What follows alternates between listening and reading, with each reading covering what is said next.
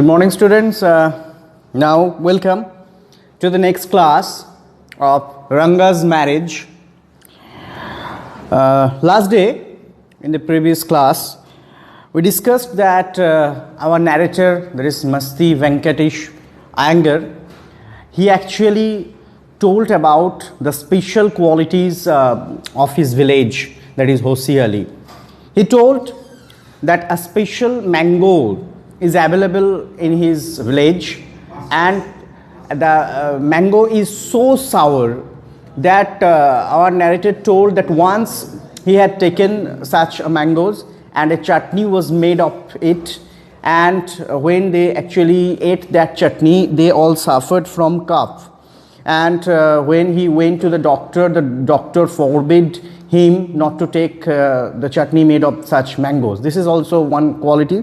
Another that our narrator told that in their village the ponds were filled with crystal clear water, and in that water a creeper is grown, and the leaves of the creeper is so large and wide that milk can be served on that leaves. And actually he told that if anybody goes for taking bath in that pond, and after completion of it he might actually take these leaves, and then there will be actually that person should not think about that where the meals will be provided. So large and wide leaves of that creepers had. Not only that, the creepers is also having a very nice flower to look at. So up to these we completed. Now let's start from the next part, that is I am reading Ranga's marriage from that book Snapshot, page number 17. Now I am reading the last paragraph from page number 17. So let's start. What I am going to tell you is something that happened 10 years ago. Now, narrator, I told that Masti Venkatesh Iyengar is having that habit of give a long, prolonged description, and he has already had given. So now he is coming to that main story.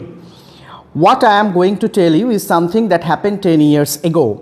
We did not have many people who knew English then. Our village accountant was the first one who had enough courage to send his son to Bangalore to study. Now, narrator told that in that time, actually, when he wants to tell that story, it happened 10 years ago. And that time, in the village, Hosiali, our narrator told that not many people knew that English. And actually we don't have many people who knew English, and actually the village accountant who was the first person who had that courage to send his son to Bangalore for learning English. It is different now, but narrator is telling that at present the scenario has changed. There are many who know English at present. During the holidays, you come across them on every street talking in English. Come across means you meet. So narrator is telling that when he is telling he is telling the story of that time. Then not many people knew English, but now the situation has changed. In this, narrator told that if you go to the street, you go to that road, that you can meet people who are conversing in English.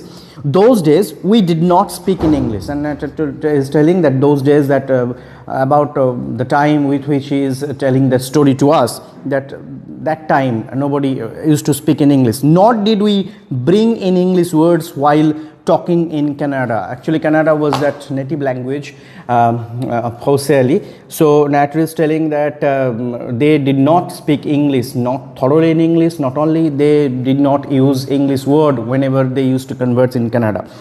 What has happened is disgraceful, believe me. And actually now narrator is telling about disgraceful. Disgraceful means insulting account of such a story.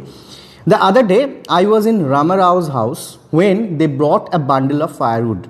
Ramarao's son came out to pay for it. He asked the woman, "How much should I give you?" "4 pice," she said. The boy told her he did not have any change and asked her to come the next morning. Now, narrator is telling that it happened that one day Ramarao was our narrator's neighbor. So one day a woman had come to Ramara's house with a bundle of firewood, and the woman actually wanted to sell this firewood to Ramarao. Now Ramara's son came out of this room and asked the price of this firewood, and the woman told that it would be 4 pice. At this, Ramara's son told that he did not have any change, okay, and told to come the next day. The poor woman did not understand the English word change and went away muttering to herself. Now when Ramara's son told the poor woman who had come to sell that bundle of firewoods to Ramara's house that the woman could not understand the meaning of change. So actually she went from there. I too did not know. The narrator is very honest. Narrator also was present there, and narrator told that I also did not understand what the change means.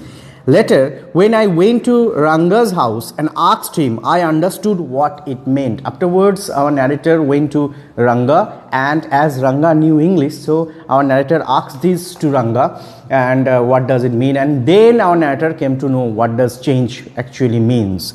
So this is a funny episode the narrator told about for not knowing English, and that actually happened in their village, Hosihali.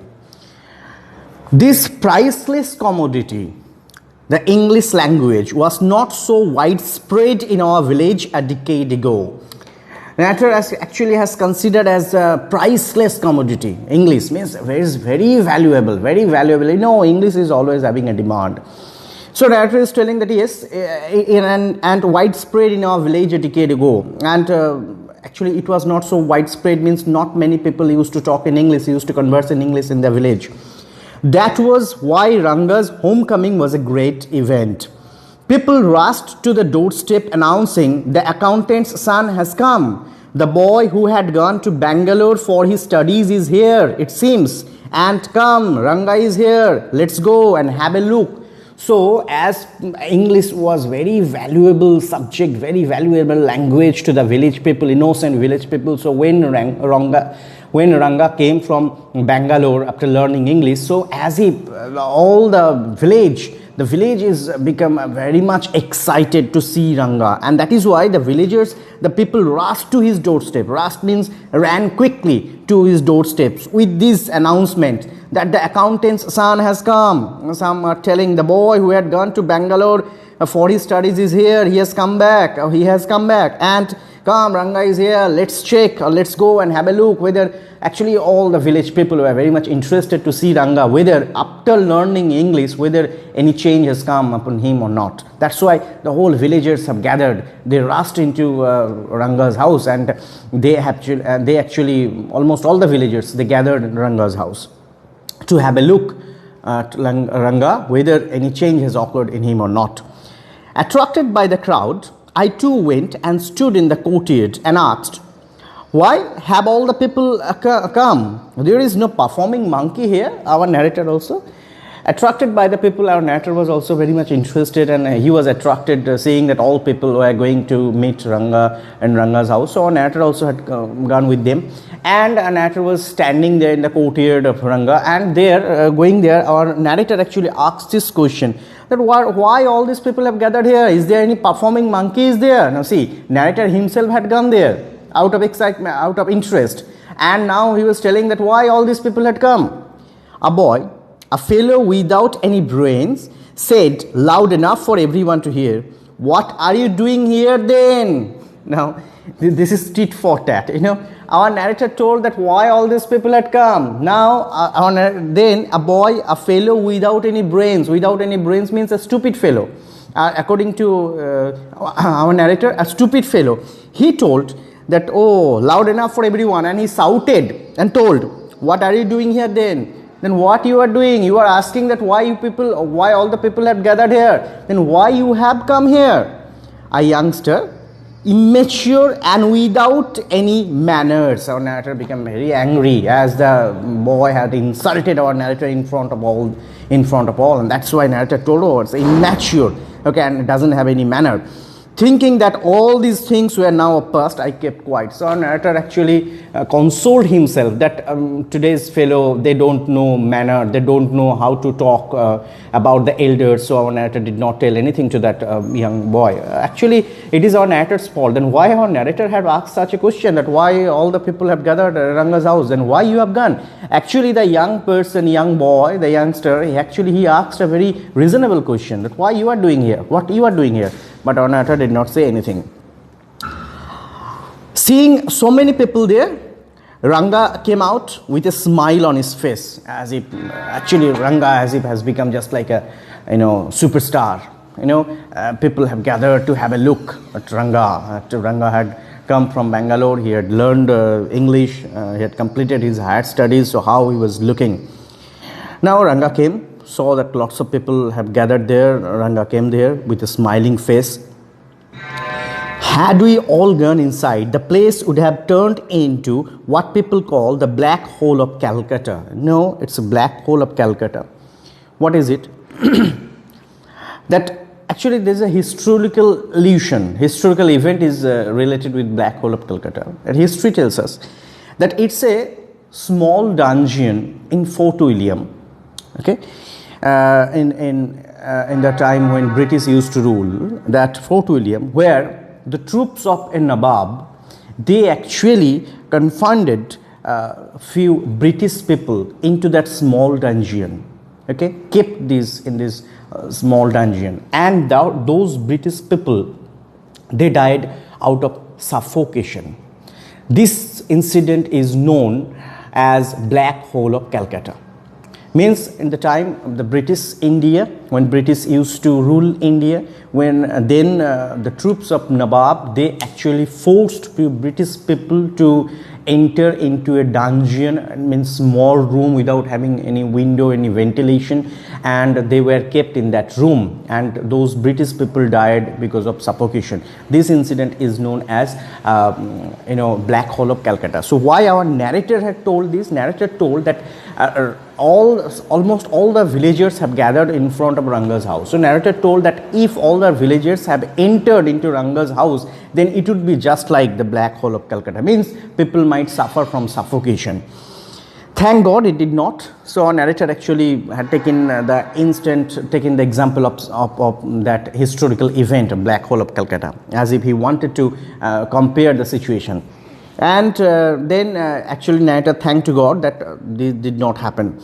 Everyone was surprised to see that Ranga was the same as he had been 6 months ago when he had first left our village. And how innocent the village people were, that they were all surprised to see the Ranga remained the same. There is no change in Ranga. Okay, no change in Ranga. And he remained the same as 6 months ago he left our village, as he was. Now after 6 months he came back from Bangalore, he remained the same. An old lady who was near him ran her hand over his chest, looked into his eyes and said, "The Janwara is still there." Now, is Janwara, the word note is there, the sacred thread owned by the Brahmins. This is Janwara, a sacred thread owned by the Brahmin. In Bengali, this is known as poite, that the Brahmin wear. So actually Ranga used to wear this Janwara. So that old woman who was standing by the side of Ranga,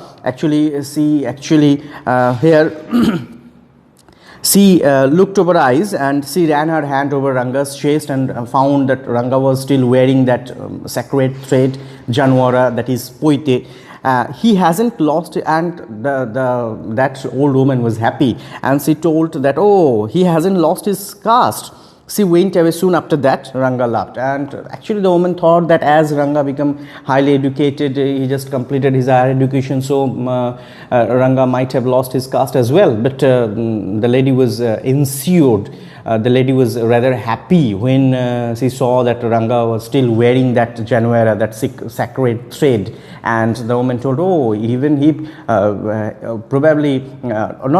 Ranga had taken or completed his higher education, but he had not lost his caste. That's good.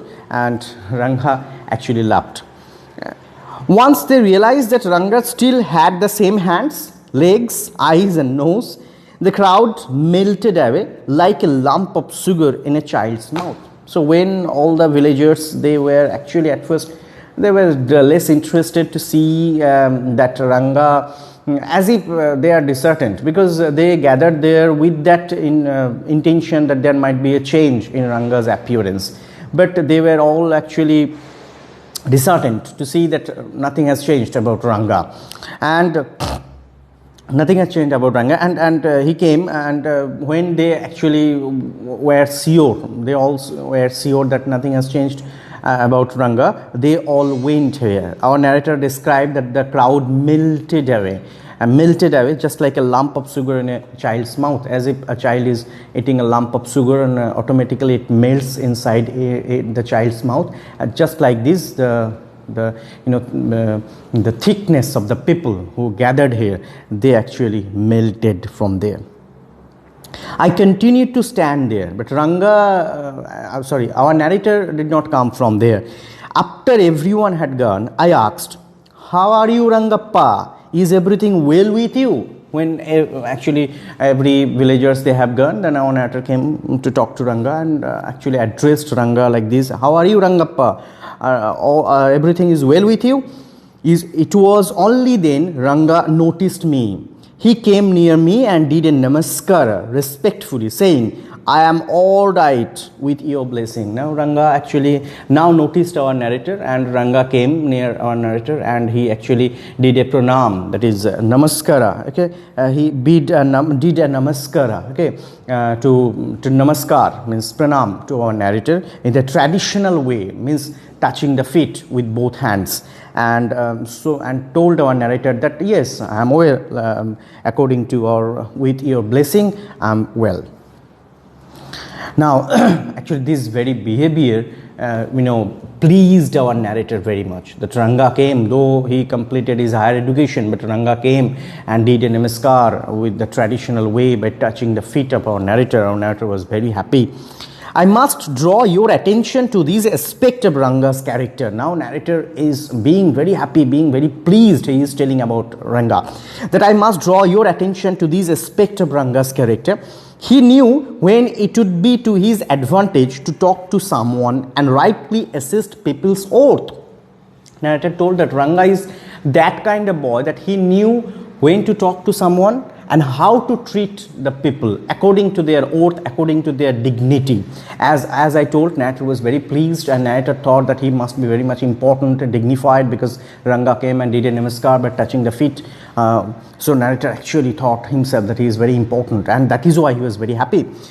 As for his namaskara to me, he did not do it like any present day boy, with his hand up, with his head up towards the sun, standing stiff like a pole without joints, jerking his body as if it was either a wand or a walking stick. Narrator told that Ranga's attitude, of Ranga's behavior of doing this, of performing this namaskar to him, was just unlike the modern days boys, because the modern day people, what they do, actually the present day boy, they with their head up towards the sun, as if when they are offering this namaskar to someone standing in front of them, they actually stand up with head high, head with the sun, and they do not bend their head, and as if they stand like a pole without any joint, as if they could not bend their body. But we know that traditional way we should bend and we should touch the feet to whom I am going to do this or offer this namaskar. And all this, our narrator told that as if today's generation, they don't know this traditional way, but Ranga did the way in a traditional, actually Ranga did this namaskar in the traditional way. Nor did he merely fold his hands, he bent low to touch my feet, not only folding his hand, but he actually touched our narrator's feet, and that actually made our narrator very happy. "May you get married soon," I said, blessing him. After exchanging a few pleasantries, I left. Here pleasantries means few jokes. So our narrator exchanged few jokes with Ranga, and our narrator left from there. And when Ranga did that namaskar to our narrator blessed him that with this blessing, "May you get married soon." That afternoon, when I was resting, Ranga came to my house with a couple of oranges in his hand. So that afternoon, Ranga came to meet our narrator again. A generous, considerate fellow. Again, our narrator was very pleased with Ranga's behavior.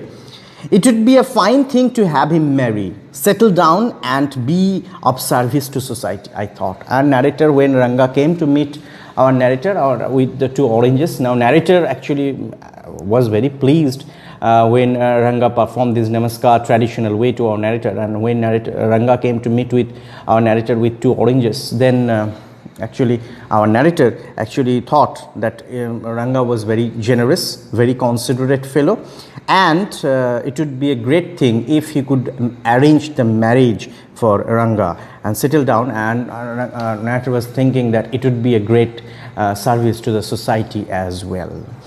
So in this class, up to this, we will meet again the next class. I hope that you have understood your explanation. So till then, it's goodbye.